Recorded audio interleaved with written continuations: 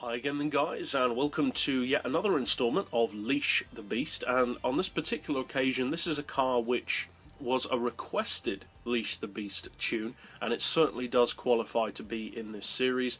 It's the Ford GT40 Mk1. This is the premium model, the cheaper of the two.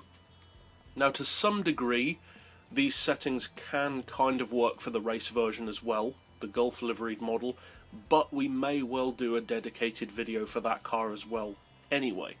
So, for any who are new to this series, basically what we do is we take a car which is known for being very challenging or difficult to drive, usually in terms of handling rather than anything else, and then we upgrade it in such a way that we bring it under control.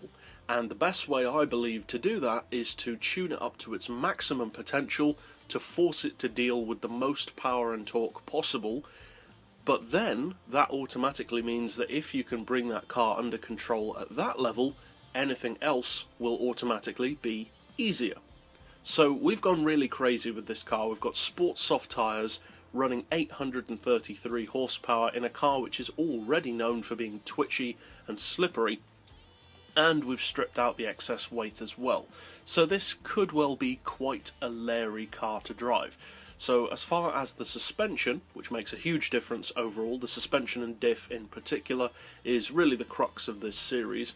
We've got the ride height on 60, front and rear, the springs on 750 and 875, the dampers on 4, anti-roll on 3, neutral camber and tow. The gearbox really doesn't matter because you're building this car to whatever PP level you need. As far as the diff, we've got the highest initial torque, the lowest acceleration and lowest braking.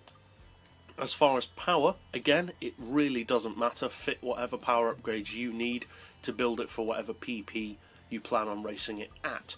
And of course, as well, we've gone for the full weight loss package. Now incidentally, and this actually applies to many of the cars in this series, you can actually improve the handling even more if you add some ballast to bring the car as close as possible to a 50-50 split. So in the case of this car, that would be of course adding weight to the front end. We haven't done that because just like camber, that can be kind of a cop-out. So if, and when I say cop-out by the way, I don't mean that you shouldn't use it or you're a noob if you do, certainly not. What I mean by cop-out is that if you can bring a car under control without using ballast, then it will be even better if you do. So don't just rely on the ballast, use it as a compounding agent to making the car good anyway. So then the ballast will have even more effect. So that's it overall for this particular build. Now let's take it out to a track which you certainly wouldn't usually use this car on competitively, the Green Hell, and see how it performs.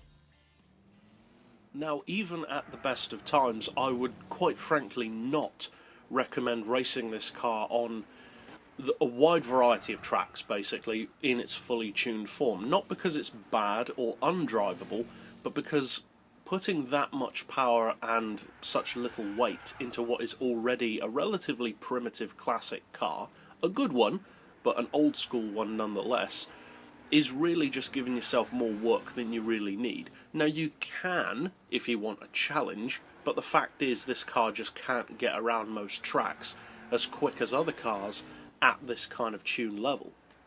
Because although of course it would dominate the straights, you're just always being too tentative through the corners because of how much power and torque you've got going through those wheels. So if you are planning to race this car competitively, I would recommend keeping the power much, much lower, and that kind of goes hand in hand with the PP. So say 600 PP maximum is really the kind of level that you should use this car at on most technical circuits. If you're using it on say the Le Mans or Monza, more of a speed related track, then you could of course go higher. But on tracks like the Nürburgring, you really want to be careful how much power you're running. So overall, if you do decide to use this build, which as you can see still allows it to get tail happy but brings it under more control overall, then obviously I hope you find it helpful and competitive, and be sure to subscribe for more like this in the future. But for now, thanks for watching.